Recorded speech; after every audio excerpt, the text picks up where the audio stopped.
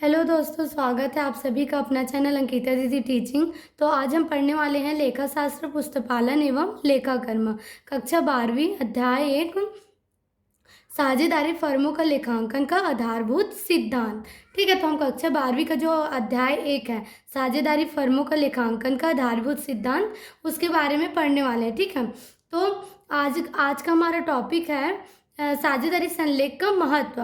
मतलब जो साझेदारी संलेख बनाते हैं, ठीक है, जिसमें संलेख क्या होता है, जिसमें हमारे साझेदारी फर्म का जितना भी नियम और शर्त लिखा होता है वो क्या होता है, साझेदारी संलेख होता है। ठीक है, तो जो साझेदारी संलेख है उसका क्या महत्व है, ठीक है, उसके बारे में हम पढ़ने वाले हैं, है ना। तो देखते हैं साझेदारी संलेख का महत्व निम्न तथ्यों द्वारा व्यक्त किया जा सकता है। तो पहला है समस्त साझेदारों में लाभ विभाजन का अनुपात क्या होगा।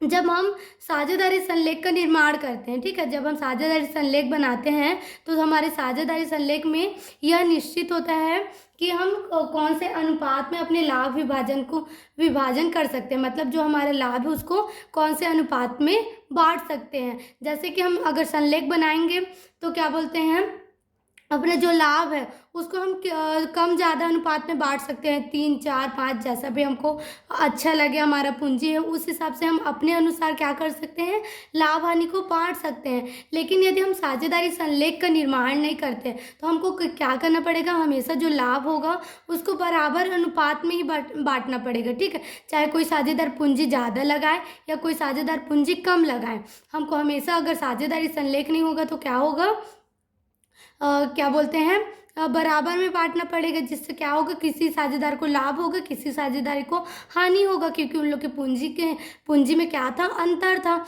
लेकिन अगर हम साझेदारी संलेख का निर्माण करते हैं और क्या बोलते हैं, तो अपने हिसाब से अपने लाभ को बांट सकते हैं। जितना हम पूंजी लगाए हैं उसी अनुपात में हम क्या कर सकते हैं, लाभ को भी प्राप्त कर सकते हैं। ठीक है, तो इस प्रकार लाभ विभाजन का अनुपात क्या होगा, इसका निर्धारण करने में कौन मदद करता है, हमारा साझेदारी संलेख मदद करता है। ठीक है, तो अब देखते हैं दूसरा है, क्या साझेदारों की पूंजी पर ब्याज व आहरण पर ब्याज लिया व दिया जाएगा तथा किस दर पर। ठीक है, तो इसका मतलब ये है कि यदि हम साझेदारी संलेख का निर्माण नहीं करते, ठीक है, यदि हम क्या नहीं करते, साझेदारी संलेख नहीं बनाते, तो न तो हम पूंजी पर ब्याज ले सकते हैं, ना अपने आहरण पर ब्याज ले सकते हैं। ठीक है, और लेकिन जब हम अगर साझेदारी संलेख का निर्माण करते हैं तो हम क्या कर सकते हैं, अपने पूंजी पर भी ब्याज ले सकते हैं और जो भी आहरण करते हैं फर्म से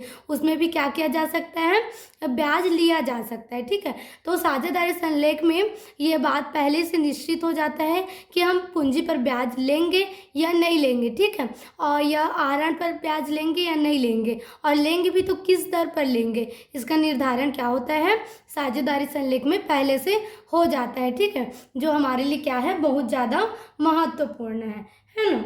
अब देखते हैं, क्या साझेदार को व्यापार संचालन की स्थिति में वेतन या कमीशन दिया जाएगा तथा कितना दिया जाएगा। ठीक है, तो इसका मतलब क्या है, यदि कोई साझेदार है, ठीक है, वो व्यापार का संचालन करे, मतलब पूरे व्यापार को क्या कर रहा है, चला रहा है। ठीक है, जैसे कि 3 साझेदार हैं, है ना, तो उसमें के जो 2 साझेदार हैं वो क्या करते हैं, व्यापार में बहुत कम आते हैं। ठीक है, उन लोग अपना क्या लगाते हैं, पैसा लगा दिए हैं, फिर क्या करते हैं, व्यापार में जब उनकी ज़रूरत होती है अचानक तभी आते हैं। और एक साझेदार ऐसा है जो क्या करते हैं, पूरे व्यवसाय को चलाता है। ठीक है, उस जितने भी व्यवसाय की आवश्यकता है उनको पूरी करता है। तो ऐसी स्थिति में उस साझेदार को अलग से वेतन देना पड़ेगा कि नहीं, है ना, तो देना पड़ेगा। तो यदि हम साझेदारी संलेख बनाते हैं तभी हम क्या कर सकते हैं, किसी साझेदार को वेतन या कमीशन दे सकते हैं। अन्यथा यदि हम साझेदारी संलेख का निर्माण नहीं करेंगे तो हम किसी भी साझेदार को, चाहे वो काम जो है उस ज़्यादा करे या कम करे, उसको किसी भी प्रकार का वेतन या कमीशन नहीं देंगे। ठीक है, और जो लाभ है वो भी क्या होगा, जो साझेदार काम नहीं कर रहे उनको भी मिलेगा। तो इससे क्या होगा, जो साझेदार दिन भर व्यापार का संचालन कर रहे हैं उसको तो हानि होगा, है ना। तो यदि हम साझेदारी संलेख का निर्माण करते हैं तो हम क्या कर सकते हैं, जो साझेदार ज़्यादा सक्रिय है उसको वेतन और कमीशन दे सकते हैं। ठीक है, और और हमारे जो साझेदारी संलेख होता है उसमें अगर हम वेतन और कमीशन देते हैं तो उसमें कितना वेतन दे सकते हैं, कितना कमीशन दे सकते हैं, इसका निश्चय भी क्या होता है, पहले से हो जा रहता है। ठीक है, इसलिए क्या होता है, जो साझेदारी संलेख है हमारे लिए बहुत ज़्यादा महत्वपूर्ण है। ठीक है, अब देखते हैं प्रत्येक साझेदार के कर्तव्य, अधिकार व दायित्व क्या होंगे। यदि हम साझेदारी संलेख का निर्माण करते हैं, ठीक है, तो हमारा जो संलेख होता है उसमें पहले से यह निश्चित हो जाता है कि सभी साझेदार का क्या क्या कर्तव्य होगा, उनका क्या क्या अधिकार होगा, वह दायित्व क्या होंगे, मतलब उनकी जिम्मेदारियां क्या होगी, यह क्या होता है पहले से ही निश्चित हो जाता है साझेदारी संलेख में। ठीक है, तो अब देखते हैं फर्म के बैंक खाते के संचालन करने के अधिकार किस किस साझेदार को होगा। मतलब जो फर्म का बैंक खाता है, ठीक है, तो उससे संबंधित जितना भी लेन देन है उस लेन देन को कौन कौन से साझेदार के द्वारा किया जाएगा, इसका भी निश्चय क्या हो जाता है, साझेदारी संलेख में पहले से हो जाता है। और जो जो साझेदार को वह जिम्मेदारी मिली होती है वो क्या करता है, अपने कर्तव्य का पालन करता है। ठीक है, अब देखते हैं प्रत्येक साझेदार के आहरण की सीमा क्या होगी। देखो, आहरण क्या होता है, जो हम अपने व्यवसाय का जो माल है या पैसा है, ठीक है, उसको निजी उपयोग के लिए जब हम प्रयोग करते हैं, अपने निजी उपयोग के लिए जब उनका प्रयोग करते हैं तो क्या कहलाता है, आहरण कहलाता है ना। तो कोई भी साझेदार यदि व्यवसाय से क्या करता है, आहरण करता है, निजी वहाँ की संपत्ति का निजी उपयोग करता है, तो वो किस सीमा तक के कर सकता है, इसका भी निर्धारण क्या होता है, साझेदारी संलेख में पहले से हो जाता है। ठीक है,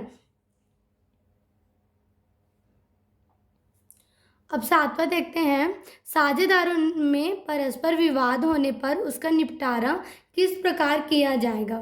देखो, क्या होता है जब साझेदारों के बीच में क्या हो जाता है, विवाद हो जाता है, किसी भी बात को लेकर क्या हो जाती है, गलतफहमी हो जाती है, तो उनके बीच में क्या हो सकता है, विवाद हो सकता है। तो उस विवाद का निपटारा किस प्रकार किया जाएगा, इसका भी निर्धारण क्या होता है, संलेख में पहले से हो जाता है। ठीक है, जैसे कि बहुमत के द्वारा निपटारा करेंगे विवाद का, या फिर जो कंपनी अधिनियम है, भारतीय कंपनी अधिनियम, उसमें जो विवाद को निपटारा करने का जो नियम दिया गया है उसके द्वारा किया जाएगा।